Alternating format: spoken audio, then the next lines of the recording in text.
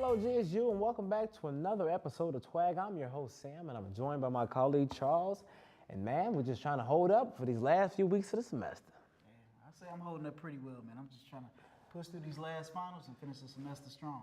Man, I truly know that feeling, but we got some good things going on now, some fun activities to get your mind off them books.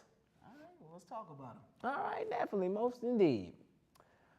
The Office for International Service is hosting the Global Lunch Series on Wednesday, April 17th at 11:30. This event will be held in the E-Lounge Art Gallery, and it's a chance for students, faculty, and staff to learn something new about the world and increase their global awareness. Lectures will be given by the faculty, staff, and the students. So bring your lunch and your thirst for knowledge, and for more information, please email ois@govst.edu. If you have any friends or relatives that are graduating from high school this year and are planning to enroll here at GSU, the admissions office will be hosting their Admitted Student Day on 6 p.m. on Thursday, April 18th. It's an event to welcome newly admitted freshmen to Governor State University. Representatives from admissions, financial aid, and campus housing will be meeting with new students and their families to finalize enrollment and financial aid processes and to prepare them for this transition to college. This event will be located at Ingerson. And to RSVP, please visit www.applynow.govst.edu. The summer is approaching, but are you ready for the fall? Before students get adjusted with their minds for the summertime, we encourage them to prepare for their classes from the fall to come. Open registration begins on April 19th, so don't wait to register for your classes late because they're gonna fill up fast. And you don't want to be left out of your required class for your degree. So register for those classes and visit the student portal at mygsu.govst.edu. Man, enough about all them classes and registrations, man. It's time to get to the fun and exciting activities that our campus has planned for us. The Student Activities Council has a way to relieve some of the stress by hosting its Spring Carnival Fest on Monday, April 22nd from 12 p.m. to 3 p.m. in the Lakeside Lounge located at the Governor's Hall patio. Enjoy carnival activities, food, eating, contests, carnival games, and more. And spread the word to your friends and fellow classmates so that we can pack this event out and all have a great time with the food, fun, and laughter. For more information, email ksledge@govst.edu. Here at GSU, much of our workforce is made up of our students, and we spoke to a few of those students to get a little closer to see what it's like to work here on our campus. GSU offers many ways for students to get the experience and resources they need. One way is by providing work study here on campus. But is it worth it? With this past week being National Student Employee Week, we talked to a few student workers about their experience. Right now, I currently work in the Department of Digital Learning and Media Design, also known as DLMD, down in the D building. I am a production assistant, so I help out with certain various shoots like APA, as well as TWAG and other miscellaneous shows here on campus.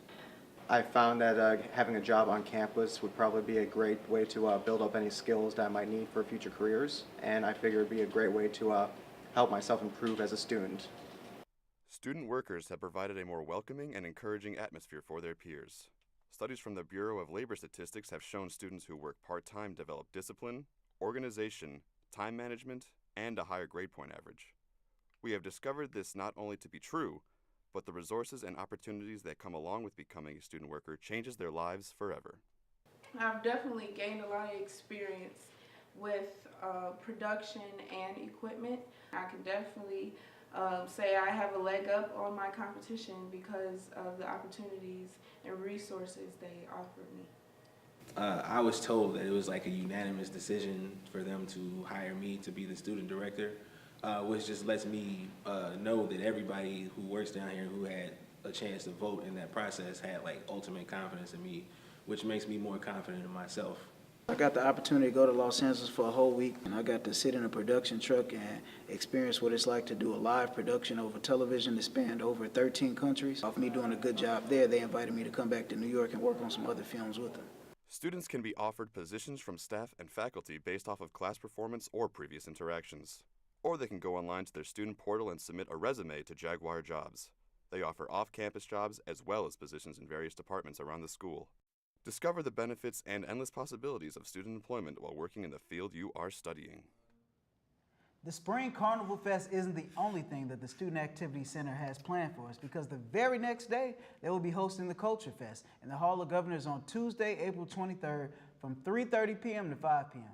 What a great way to learn about the different ethnicities, their ways of life, and the backstory of some of their traditions. Stop by to enjoy a sampling of international foods, fortune telling, origami, henna, and more. This event is free, so don't hesitate to inform your friends and classmates so that we can learn about the ways of life of different cultures together. For additional information, email ksledge@govst.edu. Wow, did you say international food, man? I might have to take me a trip down there myself.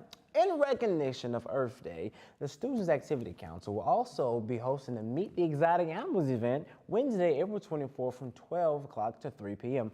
Also located in the Hall of Governors, but that's going to be outside on the patio. So come out and have a chance to interact with the different animals and also to learn more about them. I remember last year it was very impressive. I mean, they brought a sloth. I mean, how often do you see that? So I'm curious, if not excited, to see what they will have in store for us this year. So if you got any more information, you want to know any more information about that, please email Ms. Kanya Sledge at ksledge@gov.edu. Now, coming up after this short break, Charles Hill will be covering what's going on in our sports department right here at GSU. A Jaguar is fearless. It sees beyond the darkness and moves with silent contemplation.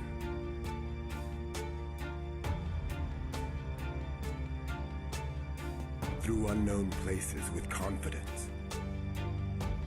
It knows the path through chaos, shape-shifting through the hidden sun.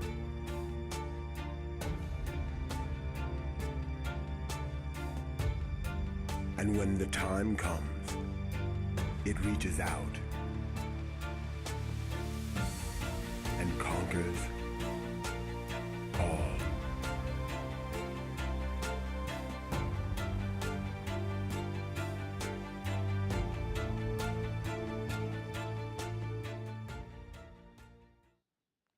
Governor State University's men's golf team is off to a strong start to begin their 2019 season. Led by head coach Mark Haynes, the Jaguars have won 2 of 3 tournaments that they've competed in so far, a promising sign for things to come. They began their season by playing in the IVCC Match Play Challenge on Wednesday, April 3rd at the Seneca Deer Park Golf Club in Oglesby, Illinois. Of the 4 teams competing, the Jaguars compiled a 5-0 record to take first place. Victor Perez, Kevin Bullington, and Joe Thompson finished with 2-0 in the match play, and they also led the Jaguars to victory. The Jaguars' following tournament was a 2-day competition located at the Belterra Golf Course in Florence, Indiana. And by the end of the first day, the Jaguars sat only 4 strokes out of first place, shooting a .305. John Orwick led the way for GSU by shooting a .74, but unfortunately the Jaguars would slip in day 2, shooting a .314, led by Casey Domke's round of 73. The Jaguars' score of .619 placed them in 5th out of the 8 teams competing. The Jaguars came back strong at the St. Francis Spring International Inglewood Golf Course in Joliet, Illinois. GSU shot a .301 for the day, putting them 4 strokes above second place Roosevelt and 10 strokes over the host, St. Francis University. Casey Domke shot a round of 71 for par, good enough to tie for the lowest score of the tournament. Us here at GSU would like to wish our men's golf team continued success as the season continues to develop. For more information about upcoming golf events, as well as recaps, go to gsujaguars.com/sports. Coming up after this short break, we'll be joined by Erica Wade to talk about what she does in the clinical department of GSU.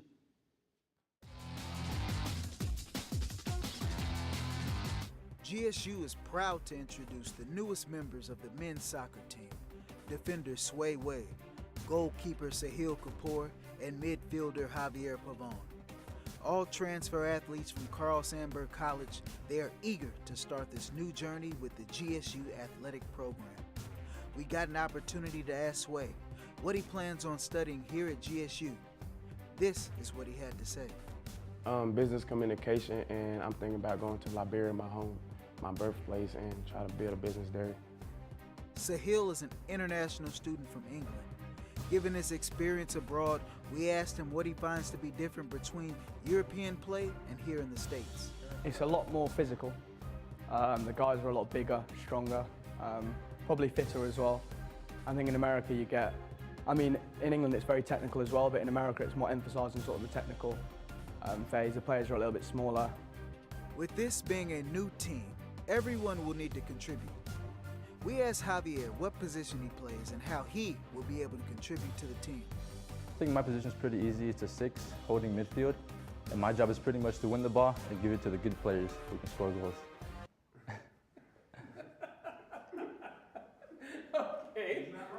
On behalf of Governor State University, please welcome the newest members of the men's soccer team, Sway Way, Sahil Kapoor, and Javier Pavon.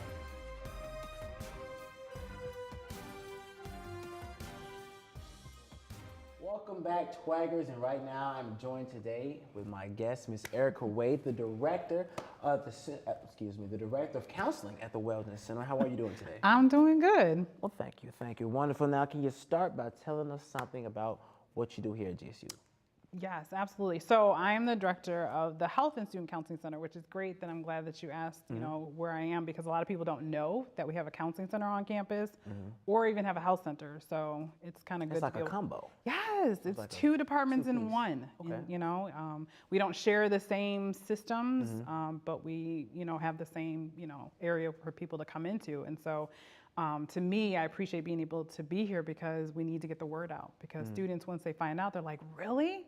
What? Oh my gosh. Well, the biggest thing is coming through their student fees. So we want people to start utilizing. We pay for it. We need to at least know what we can use. Right. Yes. But it's also about wellness and preventative care too. Absolutely. So I understand that there are 2 sides to the clinic here. I mean, can you tell me about the services that are offered from the clinic? Sure, absolutely. So on a physical standpoint, that was the exact physical standpoint. Physical standpoint, because I know we got the counseling and then we got this on the physical. Great, because I was like, wait. So from the physical side for the health center, we provide anything from minor illnesses or minor injuries. So minor illness could be like coughs or colds. Minor injuries could be maybe somebody needs somebody to look at their leg or something. They had like a sprain, or maybe they had them steri strips. This is definitely from the medical side, that I'm definitely not a medical director. But addition to that, which is really big because we are a campus that has housing, students need to have immunizations. So anytime a student needs to come in and get their updated immunizations, they can get those done. In addition to that, we also provide wellness screenings. So if any young lady needs to have like a pap smear or any type of preventative care. Can you tell our viewers what a pap smear is? I mean, I'm not sure. I wasn't really getting into that technical, but you don't have to do that one. You don't have to do that one. But it really is actually very important because a lot of individuals who are sexually active, they need to start actually having you know, a mental or medical provider to screen them so that there isn't any type of like cancerous symptoms or any type of STDs. And these are things that people need to understand. Like we're at this point, a lot of people are growing up and becoming young adults, and you need to take care of yourself. Yes, so these absolutely. are very important factors. You know, because women show signs of maybe having any type of sexually transmitted infection, or sometimes it was called sexually transmitted disease, STDs.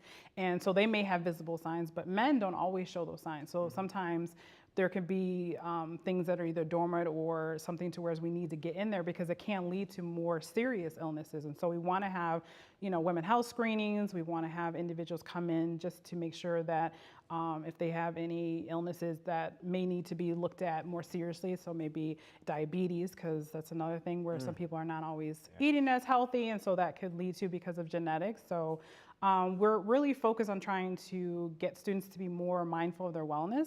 And so being able to offer these services for students, and it's really about scheduling an appointment. You know, students can go online. A lot of people are always thinking, can I come into the office to get an appointment? But we encourage students to go online and they can schedule an appointment and they can put in the reason for a visit. So like I named immunizations, or maybe they had a minor injury. Maybe you work on, or you're on a sports team, so you need a sports physical done. So we're about to have a new men's and women's soccer team. So we're really going to try to get those sports physical done, or maybe you need just a basic physical, because there's certain students on campus where it's because of their program, they are required to have a physical.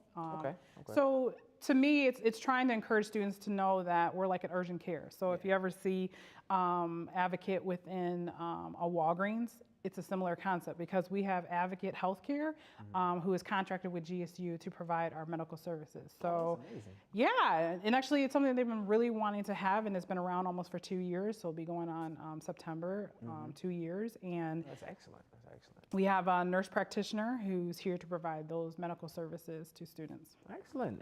Thank you so much. So, what are some of the services offered for mental health?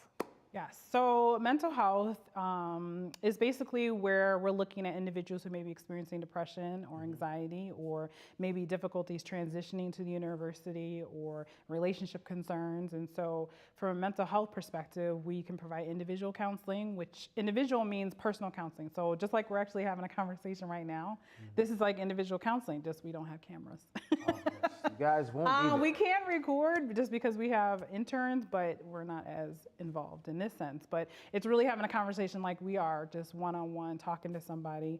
We have a student and then a intern or a licensed clinician who meets with a student once a week, or it can be every other week or once a month. And it's for about 45 to 50 minutes, and they meet with a counselor to kind of talk about some of those concerns. And when I came on with the department, I implemented a new system, which is more of a triage system, because a lot of times students don't necessarily know if they want to do counseling or they don't really know what it's about. And so we do more of a triage process, which is asking students to fill out a questionnaire, which gives us a little bit more information about them, because a lot of times it's harder just to have a conversation. With someone you may not know or can't relate to. Right, and so we ask people just to write it down, because it may be easier to write down than maybe to say it out loud. And so we ask students to give information like their demographic, which is their age, their gender, sexual orientation. We ask them where they may reside. Are they a full-time student, part-time?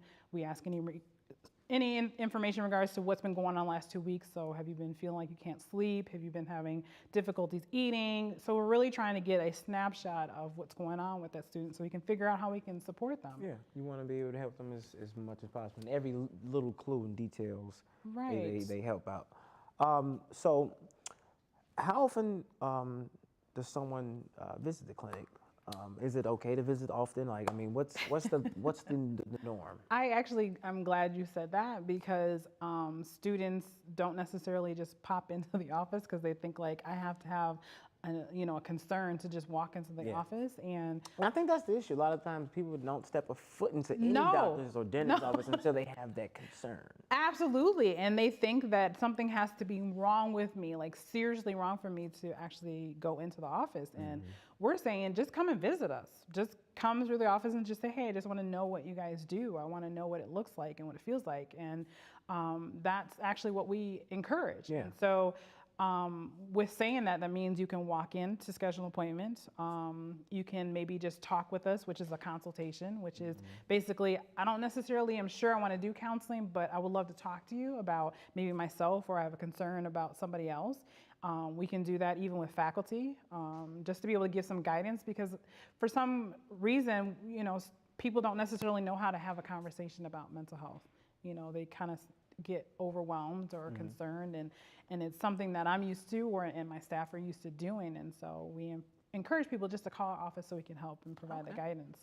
So what kind of environment is the, what kind of a safe space is this, or is it a safe space for people to come to? Yes, it is a safe space. We let people know as soon as you walk through the door, it's like Vegas, Once you walk in, nobody's to know that you've been there. Whatever happens in the counseling center stays in the counseling center, which speaks to confidentiality. So we as licensed clinicians are obligated legally and ethically to maintain privacy for students. So FERPA is meaning that nobody can release any type of educational records.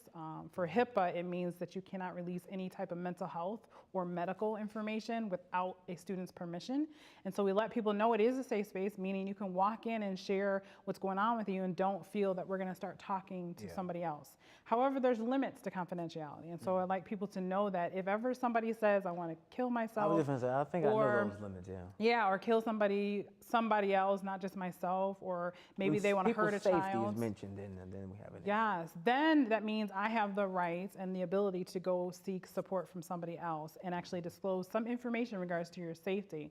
But besides that, we keep everything protected. We can't share it with any other department. It doesn't go into their educational record. It stays in our office, and we keep it, secured. Okay. So is it true that all these services are paid for right in our tuition? So you have a student fee that you guys pay for, and so no student needs to provide us any insurance information or have to provide us any money. Okay, that's actually Very good for a lot of people. Well, It did is not very know good that. because I'm gonna go now just to make sure I'm okay. I hope you do, Yeah. because a lot of individuals are waiting until all of a sudden they're about to graduate, and they're like, if I would have known, you know what I'm saying, when I services first I could have been. started, because we're about preventative care. We're about providing that additive support. We're not just, you know, something we're needing to replace of. We're an addition. We are here to And provide speaking of that which, support. where are you guys located in the school? Right, that is so important. So we're located in the A wing, which is actually on the way from going for the B wing. So if Okay. you're coming from Ingberson, you go down the B wing. And then if you're going like you're going to the recreation center, you travel like you're going down the curve, and there is the health center on the right side. So the office is A1120. A1120. Is like I said, it says Health and Student Counseling Center. It might say Student Health and Counseling Center, but you can walk in and ask questions or make an appointment. Wonderful. So, Ms. Erica, is there anything you'd like to say to anyone who is still out there and they're debating if they should come and visit you guys at the clinic? Yeah, I think for me, it's always trying to encourage that we are individuals, that we can have a conversation. We have certain policy and procedures that we do have to follow because we are a department, we take it seriously in regards to people's mental health, but we're also regular people. Like, I know how to have fun, and my staff knows how to have fun. We like to joke and have opportunities to provide support, but we're really trying to emphasize the reality that school is very stressful, and trying to tackle a lot of these things on your own can be a challenging hill to, you know, overcome. And so we want to be that cheerleader, that additional support to allow people to be successful as students. And so sometimes being able to have another person as a sounding board can alleviate it, because we are not the experts, even though, yes, we'll be licensed and we have the training, but the clients that come in are the ones who know themselves better. We're just there to be advocates and to be like a sounding board. And so we want to be able to provide opportunity for students to be able to hear themselves and realize that somebody does care. And we'll be giving you undivided attention, just like you're talking to me right now and giving me that attention. We do that same thing. We're not on our phones, because when you have friends, they're always looking at their phones or trying to play a video game. Yeah. Right, and you feel like that's minimized. So to me, just seek out and try to realize that we are able to provide that support. But just, you gotta try us once. Y'all heard it here first. Ms. Erica Wade, unfortunately, that's all the time we have today. Absolutely. And I do thank you for coming by and stopping by with us and interviewing us. Absolutely, yes. And then for everybody here, we thank you for joining us. That's all we have for this week of Twag. Please stop by again next week. And from everybody here at Studio B, you have just been Twag.